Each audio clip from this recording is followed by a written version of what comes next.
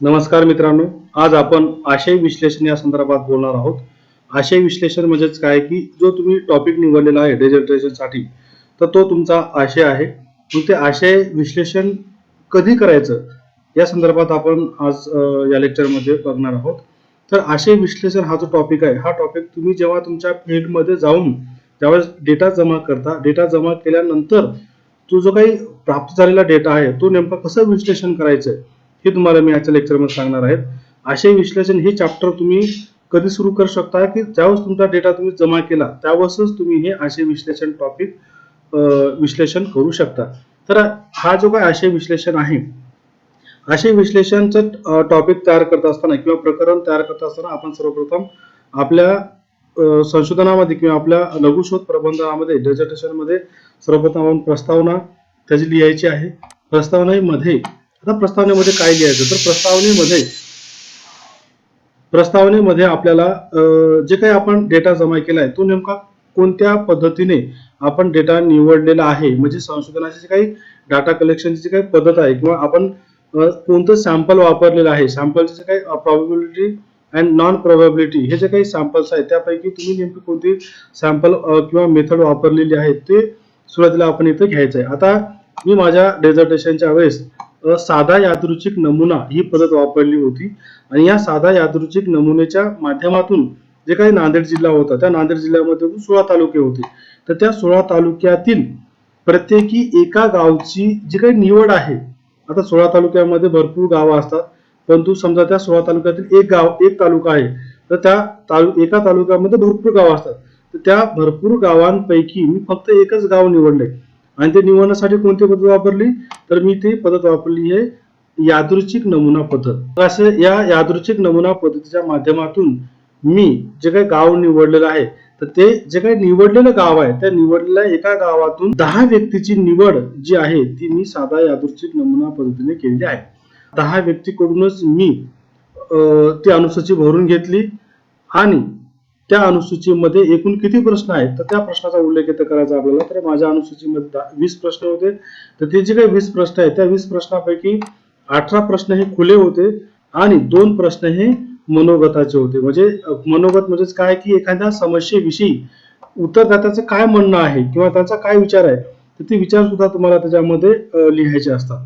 तर अशा पद्धतीने मी प्रस्तावना तयार केली होती. तुम्हालाही अशाच पद्धतीने प्रस्तावना तयार करायची आहे. नंतर तुमच्याकडे किती एकर शेती आहे हा प्रश्न तुम्ही तुमच्या उत्तरदात्यांना विचारला. मग हा प्रश्न उत्तरदात्यांना विचारल्यानंतर आपण काय करायचं की त्याची एक सारणी तयार करायची, त्याला आपण अशा प्रकारचा तक्ता म्हणतो. तर ही जी काही सारणी आहेत ही सारणी तयार करायची.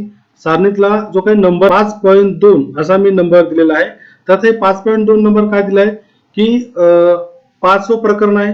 माझं जे काही आशय विश्लेषण प्रकरण आहे ते 5वं आहे. तुमचं जर 4थं असेल तर त्याला 4.1 द्या, 5वं असेल तर 5.1 द्या आणि हा माझा दुसरा प्रश्न होता म्हणून मी हे 5.2 केले. तर तुमचा समजा हा पहिला प्रश्न असेल तर तुम्ही त्याला 5.1 असा तो त्या प्रश्नाची सुरुवात किंवा त्या विश्लेषणाची सुरुवात तुम्ही करू शकता.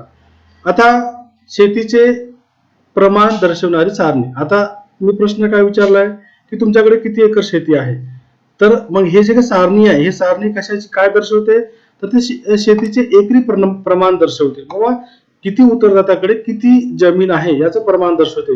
म्हणून या सारणीला एक विशिष्ट नाव सुद्धा द्यायचं असते की जसं मी नाव दिलंय तसं तुम्हाला त्या सारणीला नाव द्यायचं आहे. आता सारणीला नाव दिल्यानंतर जे आकडेवारी आहे हे आकडेवारी तुम्हाला ते लिहायची आहे. समजा आता शेतीचे प्रमाण दर्शवणारी सारणी. मग शेतीचे प्रमाण दर्शवणारी सारणी जे आहे तर मी त्यामध्ये काय केलंय, हे तुमचे जे काही ऑप्शन असतात, हा प्रश्न समजा तुम्ही तुमच्या उत्तरदात्याला विचारला तर तो उत्तरदाता काय करेल की माझ्याकडे 1 एकर शेती आहे. मग 1 एकर शेती म्हणजेच तो आपल्या ऑप्शन मध्ये किती क्रमांकाला राहील, 1 क्रमांकाला राहील. मग कोणी काय करेल माझ्याकडे 2 एकर शेती आहे, मग त्याचं जे काही उत्तर आहे ते पण आपल्या ऑप्शन मध्ये 2 क्रमांकाला आहे.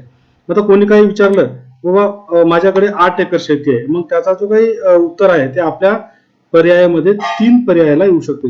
म्हणजे इथे शेतीचे प्रमाण दर्शवणारी जे काही आपली सारणी आहे यामध्ये पहिला पर्याय हा आहे, दुसरा पर्याय हा आहे, त्यानंतर तिसरा पर्याय हा आहे. अशा पद्धतीने तुम्ही तुमचे पर्याय द्यायचे. मग इथे पर्याय क्रमांक द्यायचा आणि जो काही पर्याय 1 नंबरला हा पर्याय आहे म्हणून आपण हा दिलाय. तर अशा पद्धतीने तुम्ही तुमच्या पद्धतीने ते करू शकता. आता इथे आहे उत्तरदात्यांचा प्रतिसाद। उत्तरदात्यांचा प्रतिसाद म्हणजेच काय, आता माझे जे उत्तरदाते 160 होते, तुमचे किती राहणार आहेत ते तुम्हाला मी सांगितलेलं आहे। समजा तुमचे आता 35 असतील, कोणाचे 50 असेल, कोणाचे 100 असेल, तर ते उत्तरदात्यांचा तुम्हाला इथं प्रतिसाद लिहायचा असतो। समजा एका व्यक्तीला विचारले मी की 160 पैकी 64 लोकांकडे 1 ते 2 एकर एवढी शेती आहे, याचा अर्थ असा होतो। 48 लोकांकडे 3 ते 4 एकर शेती आहे। 8 उत्तरदात्यांकडे 5 ते 8 एकर शेती आहे। मग आता ही जी काही आकडेवारी आहे, ही आकडेवारी कशी काय आली, तर ही आकडेवारी आली आपण जेव्हा आपल्या उत्तरदात्यांना विचारतोय किंवा 160 उत्तरदात्यांना मी विचारले किंवा तुमच्याकडे नेमकी किती एकर शेती आहे, तर त्यापैकी 64 व्यक्तींनी 1 ते 2 एकर शेती आहे असं सांगितलं। मग हे सांगितल्यानंतर 160 लोकांना आपण प्रश्न विचारलाय, तर त्या पद्धतीने तुम्हाला इथे उत्तरदात्यांचा प्रतिसाद लिहायचा आहे। म्हणजे सगळ्या उत्तरदात्यांच्या प्रतिसादाची तुम्हाला बेरीज करून तो 160 आला पाहिजे। तो जर 160 येत असेल तर तुम्हाला ते 160 व्यक्तींना विचारायचं आहे। आता ठीक आहे, आता आपण झाला हा कॉलम उत्तरदात्याचा प्रतिसाद लिहिलाय। मग आता शेकडा प्रमाण करायचं आहे, याची टक्केवारी काढायची आपल्याला। 64 भागीला 160 गुणिला 100 बरोबर किती आले बघा, इथे 40 आले। म्हणजे 40% लोकांकडे 40 ते 2 एकर शेती आहे, असा याचा अर्थ होतो। अशा पद्धतीने तुम्ही तुमची टक्केवारी काढून घ्या। टक्केवारी काढल्यानंतर बघा, याच्यामध्ये सगळ्यात जास्त टक्केवारी कोणती आहे, 40% आहे। म्हणजेच हे जे काही 160 लोक उत्तरदात्यांना मी ज्यावेळेस प्रश्न विचारला त्यावेळेस सगळ्यात कमी म्हणजेच काय की 40% लोकांकडे सगळ्यात कमी जमीन आहे असं आपल्याला दिसून येतं। आणि सगळ्यात जास्त जमीन काय, 25 एकर पेक्षा जास्त जमीन हे फक्त 5% लोकांकडेच आहे, असा याचा अर्थ होतो। आता या सारणीवर आधारितच आपल्याला काय करायचं आहे, एक आलेख काढायचा आहे। आता हे आलेख काढत असताना आपण काय करतोय की ही जी सारणी आहे, ही सारणी आपण एक्सेल मध्ये कॉपी करायची आणि एक्सेल मध्ये कॉपी केल्यानंतर त्याच्यामध्ये तुम्हाला एक ऑप्शन येतो, तो ऑप्शन वर क्लिक करून तुम्हाला हा आलेख काढायचा आहे। आता बघा, हा जो आलेख आहे हा याच्यामध्ये 40% आहे, याच्यामध्ये 5% आहे। तर हे असा पद्धतीने आलेख काढल्यानंतर या आलेखचं आपल्याला विश्लेषण करायचं आहे। मग आता विश्लेषण करताना काय करायचं आहे, तर त्याचं विश्लेषण करताना बघा, तर आपण काय केलंय की प्रश्न विचारलाय। कोणता प्रश्न विचारलाय की तुमच्याकडे किती एकर शेती आहे, हे बघा असं लिहायचं। हे जाणून घेण्यासाठी विचारलेल्या प्रश्नांना उत्तरदात्यांनी दिलेला प्रतिसाद हा सारणी क्रमांक 5.2 मध्ये दर्शवलेला आहे। तर तुमचा सारणी क्रमांक जो आहे त्या क्रमांकात तिथे लिहायचा आहे। मग उपरोक्त सारणीवरून असे लक्षात येते की 1 ते 2 एकर शेती करणाऱ्या 1 ते 2 एकर शेती करणाऱ्यांची संख्या 64 अर्थात 40% एवढी आहे। इथं टक्के पाहिजे होती, 40% एवढी आहे। 3 ते 4 एकर शेती करणाऱ्यांची संख्या ही 48 अर्थात 30% आहे। 5 ते 8 एकर शेती करणाऱ्यांची संख्या किती आहे, 16 अर्थात 10% आहे। 10 ते 25 एकर शेती करणाऱ्यांची संख्या 16 ते 16 अर्थात 10% आहे। म्हणजे अशा पद्धतीने तुम्हाला हे विश्लेषण करायचं आहे।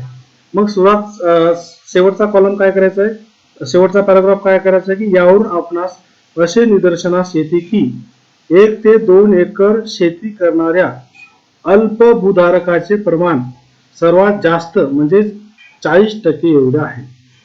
बरं, आपले जे काही शेतकरी आहेत 160 पैकी 40% जे शेतकरी आहेत ते अल्पभूधारक आहेत, म्हणजे ते त्यांच्याकडे 1 ते 2 एकर पर्यंत जमीन आहे। आणि सर्वात कमी शेती करणाऱ्या शेतकऱ्यांचे प्रमाण हे 5 ते 8 म्हणजे 5% अर्थात 8 हे सर्वात कमी आहे। तर अशा पद्धतीने जे काय आहे ते आपल्याला विश्लेषण करायचं आहे। तर अशा पद्धतीने तुम्ही जे काही पुढचे प्रश्न आहेत ते पुढचे प्रश्न तुम्ही करू शकता। नंतर मी प्रश्न विचारला की तुमच्याकडे कोणत्या प्रकारची शेती आहे, मग इथे शेतीचे प्रकार लिहिले, मग त्या उत्तरदात्यांना इथं प्रतिसाद दिला आणि इतर शेकडा प्रमाण दिलंय. म्हणजे जे काय शेकडा प्रमाण आहे इथं 25%, 12.5%, 62.5%. मग आता बघा इथं काय आहे की 62.5% लोकांकडे दोन्ही प्रकारची शेती आहे. म्हणजे कोणाकडे कोरडवाहू पण आहे आणि कोणाकडे बागायती पण आहे. मग या सारणीवरून एक मी आलेख काढलाय. आलेखाचे वेगवेगळे प्रकार आहेत ते तुम्ही तुमच्या पद्धतीनं काढू शकता. मग कोरडवाहू शेतीचे 25, बागायती शेतीचे हे टक्केवारी आहे. अशा पद्धतीने तुम्ही नंतर मग बघा सुरुवातीला प्रश्न, नंतर सारणी, नंतर आलेख, त्या आलेखाचं नंतर मग विश्लेषण, मग पुन्हा दुसरा प्रश्न. तर अशा पद्धतीने तुम्ही तुमच्या डेझर्टेशनचं अनालिसिस करू शकता. काय अडचण येत असेल तर तुम्ही कॉल करून विचारू शकता. धन्यवाद.